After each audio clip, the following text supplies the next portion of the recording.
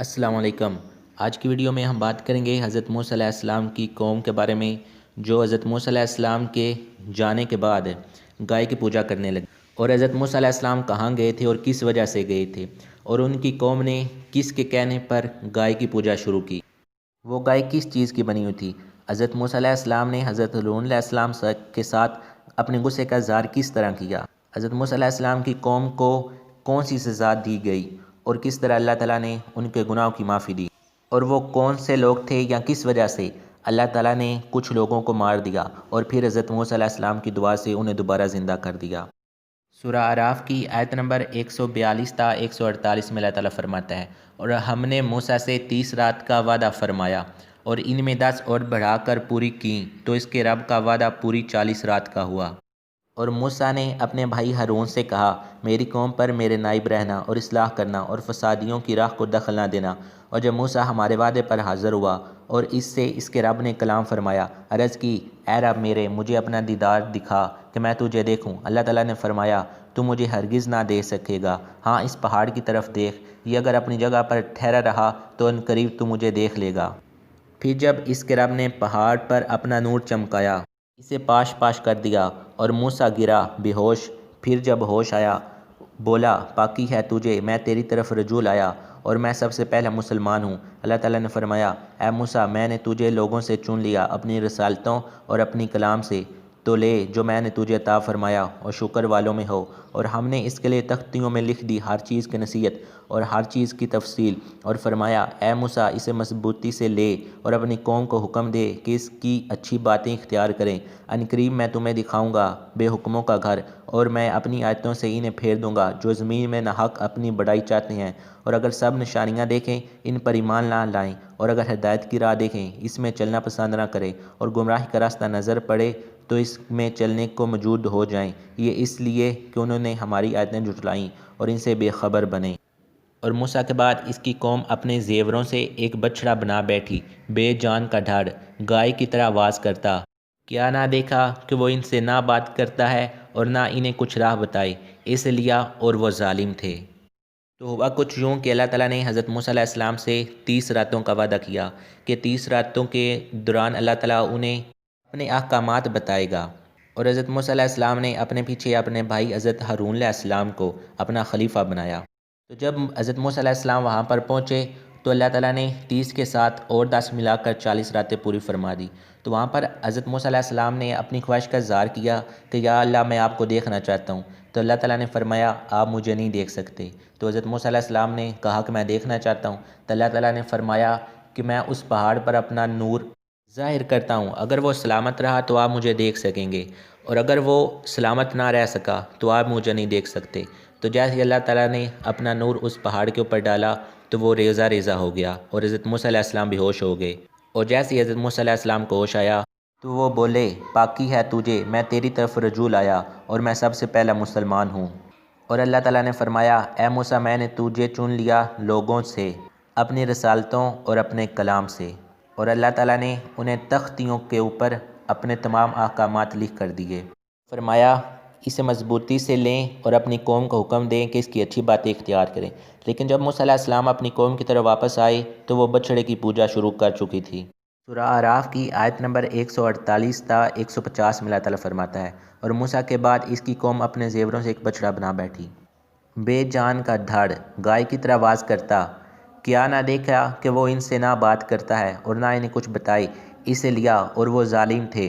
اور جب پچھتائے اور سمجھے کہ ہم بیخے، بولے، اگر ہمارا رب ہم پر مہر نہ کرے اور ہمیں نہ بخشے تو ہم تباہ ہوئے۔ اور جب موسیٰ اپنی قوم کی طرف پلٹا، غصے میں بھرا، جھنجھلایا ہوا، کہا، تم نے کیا بری میری جانشینی کی، میرے بعد کیا تم نے اپنے رب کے حکم سے جلدی کی اور تختیاں ڈال دیں، اور اپنے بھائی کے سر کے بال پکڑ کر اپنی طرف کھینچنے لگا، کہا، اے میرے ماں جائے، قوم نے مجھے کمزور سمجھا اور قریب تھا کہ مجھے مار ڈالیں، تو مجھ پر دشمنوں کو نہ ہنسا اور مجھے ظالموں میں نہ ملا۔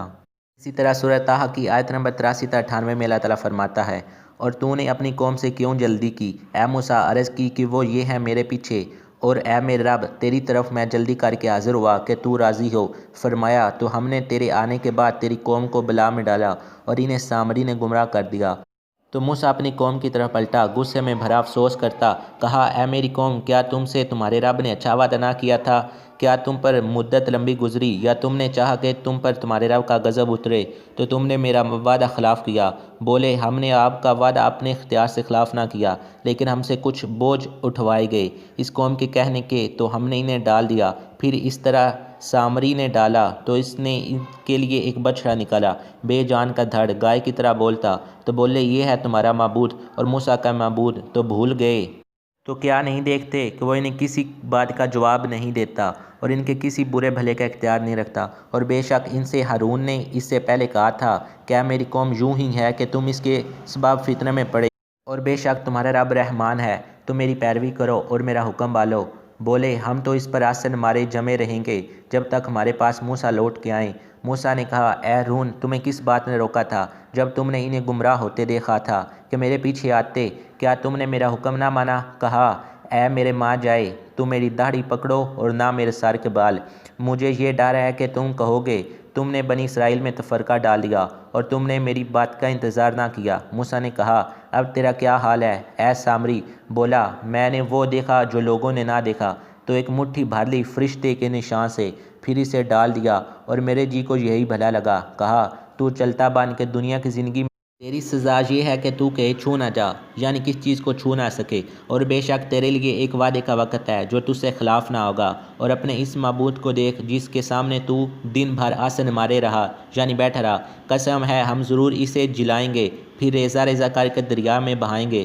تمہارا معبود تو وہی اللہ ہے جس کے سوا کسی کی بندگی نہیں، ہر چیز کو اس کا علم محیط ہے۔ تو یہاں پر ہوا کچھ یوں کہ جب حضرت موسیٰ علیہ السلام کوہ طور پر اللہ تعالیٰ سے ملاقات کرنے کے لیے، یعنی اللہ تعالیٰ سے احکامات لینے کے لیے چلے گئے، تو پیچھے سے ایک سامری نامی جادوگر نے بنی اسرائیل سے کہا میرے پاس اپنے زیورات لے کر آؤ اور میں تمہیں نعوذ باللہ تمہارا خدا بنا کر دیتا ہوں اور وہ تم سے بات بھی کرے گا۔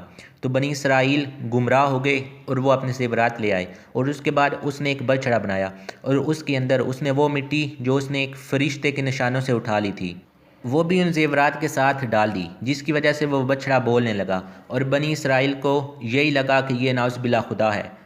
تو حضرت ہارون علیہ السلام نے انہیں بہت سمجھانے کی کوشش کی کہ یہ گمراہی ہے، لیکن بنی اسرائیل نے کہا جب تک حضرت موسیٰ علیہ السلام خود نہیں آ جاتے ہم اس چیز سے باز نہیں رہیں گے۔ تو جب حضرت موسیٰ علیہ السلام واپس آئے تو انہوں نے یہ ساری حالت دیکھی تو حضرت ہارون علیہ السلام سے بہت غصہ ہوئے اور ان کی داڑھی اور سر کے بال پکڑ کر کھینچنے لگے۔ تو حضرت ہارون علیہ السلام نے کہا کہ میں نے تو انہیں بہت سمجھانے کی کوشش کی، تو مجھے ان سب کے سامنے شرمندہ نہ کیجیے۔ اور ان کی قوم نے کہا کہ ہمیں اس کے بارے میں کچھ علم نہ تھا، اس شخص نے ہمیں گمراہ کیا، اور اس کے پاس بعد پچھتانے لگے کہ ہم تو گمراہ ہو گئے۔ اس کے بعد حضرت موسیٰ علیہ السلام سامری کی طرف متوجہ ہوئے اور اس سے کہا کہ یہ تو نے کیوں کیا ایسا؟ تو اس نے کہا میں نے ایک فرشتے کے نشان سے یہ مٹی اٹھا لی تھی، بس میرا یہ جی چاہ کرنے کو تو میں نے بس کیا۔ تو حضرت موسیٰ علیہ السلام نے اسے بد دعا دی اور اسے اللہ تعالیٰ کی طرف سے عذاب آیا کہ تم کسی چیز کو بھی نہیں چھو سکتے۔ اسی طرح بعد میں اس کی موت واقع ہوئی۔ اس کے بعد حضرت موسیٰ علیہ السلام نے حکم دیا کہ اس بچڑے کو جلایا جائے، اور اس کے بعد اسے ریزہ ریزہ کر کے دریا میں پھینک دیا گیا۔